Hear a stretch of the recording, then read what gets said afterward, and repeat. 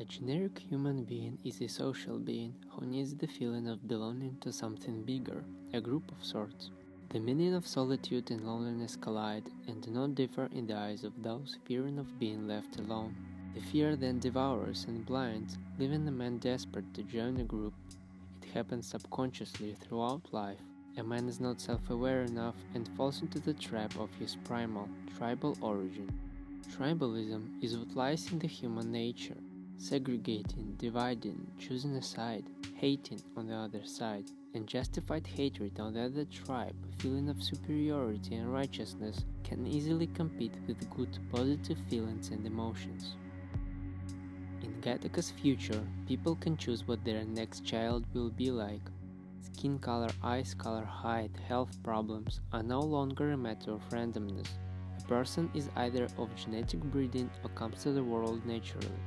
Those conceived naturally belong to the tribe of invalid, and those created with the help of genetic selection compose the tribe of valid people.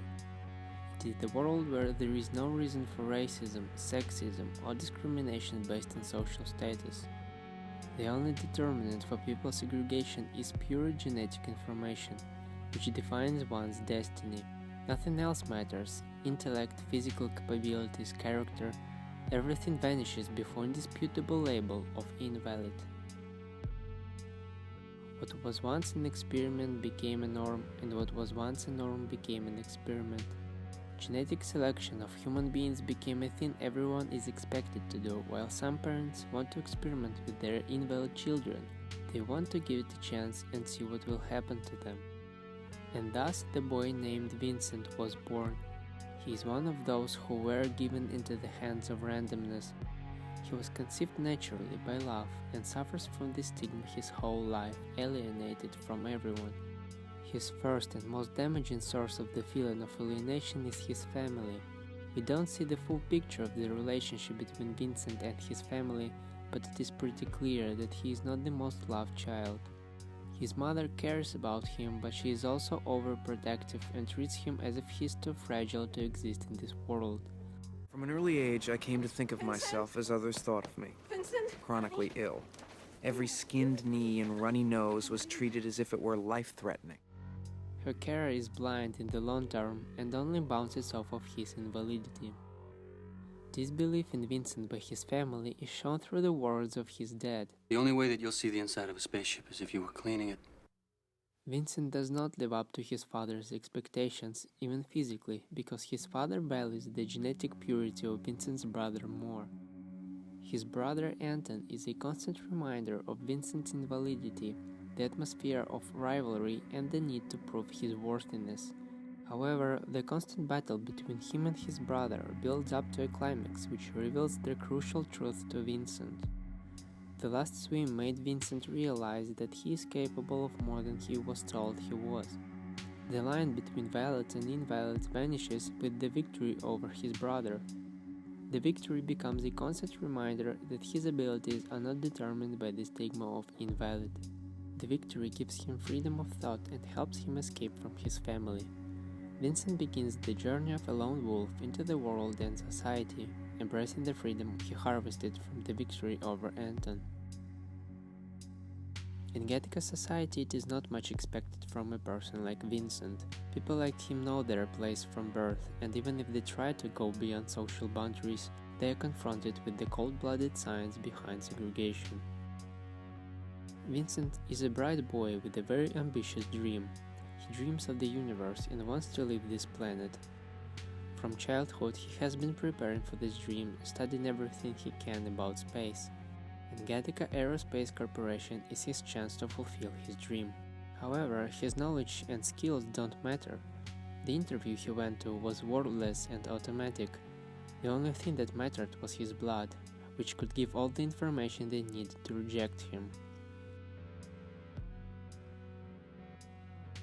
After leaving his family, Vincent, with the stigma of being invalid, is left with the desperate option to travel across the country, working as a janitor wherever he could. He's ended up cleaning Gattaca's facility together with a group of other janitors. They were the product of the same discrimination in society, but their attitude towards Vincent wasn't very different. When you clean the glass, Vincent, don't clean it too well. What do you mean? You might get ideas. Yeah, but if the glass is clean, it'll be easier for you to see me when I'm on the other side of it. Huh.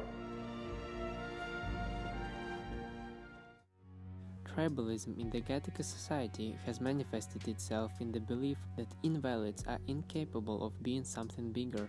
This belief has found itself even in the minds of invalids themselves, because they are not immune to the influence of tribalistic society, as they are still social creatures.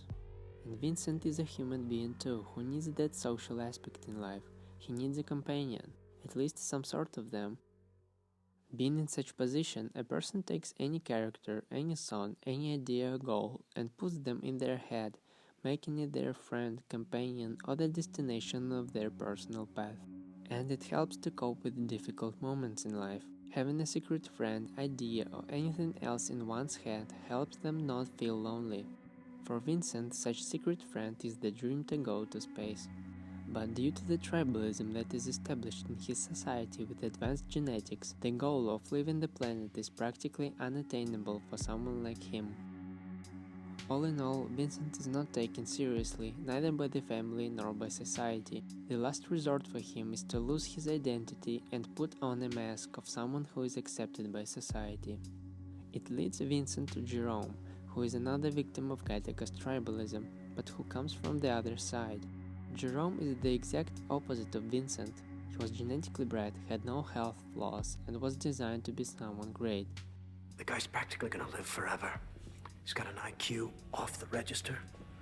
Better than 20/20 in both eyes. In the heart of an ox. He could run through a wall. He wanted to become a victorious swimmer, the best one can be, but unfortunately Jerome had gotten second place. It affected him so much he decided to end his life, but failed at his attempt, which led him to be crippled for the rest of his life. He lost his physical abilities, and with them any hope in life. Jerome was brought to this world with all the opportunities one could have dreamed of.